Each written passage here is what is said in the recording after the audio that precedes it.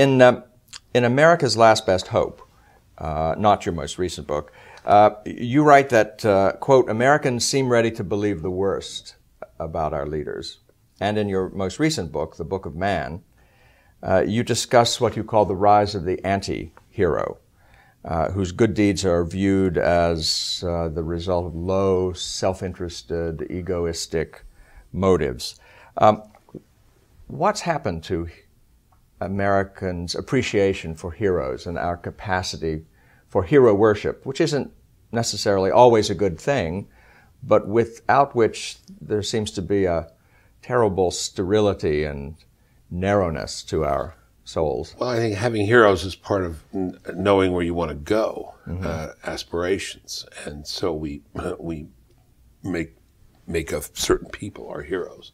Say, I would like to be like that man, be like that, like that woman, and that's how we give it flesh and blood, as Shakespeare would say, give to abstraction a habitation and a name. Yes. I saw a poll, this was 78, saying that the person teenagers most wanted to be like or most respected, came out number one in this poll, was the drummer for Kiss.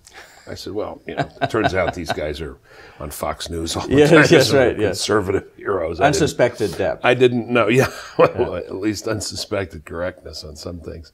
But I thought we could do better than that. Right. So I wrote this essay, and I remembered the heroes I had as kids, and they were a mix, a melange, like it is for a lot of kids. I mentioned in the course of this essay Jonathan Netanyahu, Benjamin's brother, who was a philosophy student at Harvard. You may have known him. I didn't know him, but he left and went back to Israel, and of course was on the raid at Entebbe, and stood in the breach while everyone was rescued and got on the helicopter. He stood there and held back the bad guys and was killed in the process. I said, no, that's a real hero, someone we revere for his acts. But what's the diagnosis? Why is it that we've lost this capacity? Is it the problem in our schooling, or is it partly a larger intellectual problem? I think it's partly a cultural pattern, a cultural habit. I don't know where it started. Some of it, this material better than I do, but Charles Beard and the revisionists and the revisionist accounts of American history. Yes. What I called, I think in this essay, the aha theory.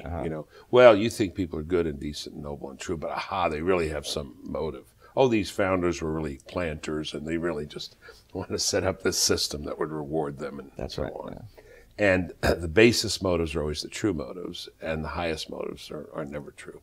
But there's a sense in which, what's the assumption? That if you believe in heroes, if you believe in ideals, if you believe in God, if you believe in America, you're a little sappy, you're a little down market, if you're patriotic and hold these patriotic heroes up, it's kind of a down market commodity.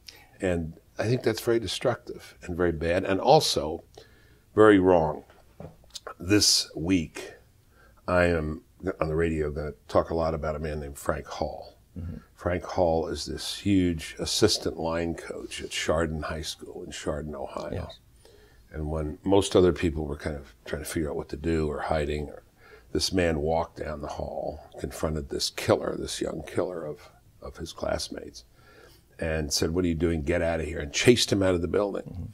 Now, the boy had a gun, but this guy is imposing and spoke with authority and carries the authority only a football coach can carry. I know about that. He's a substantial man. Yeah, yes. But a guy without, as George Eliot might say, a guy without any profound doubts about right and wrong. He wasn't trying to psychoanalyze the kid, just stop the mayhem. This is a hero. Now, he spoke at a press conference at the high school, and first thing he said, I think the very first thing he said was, "I'm not a hero." Right. They always do, good guys.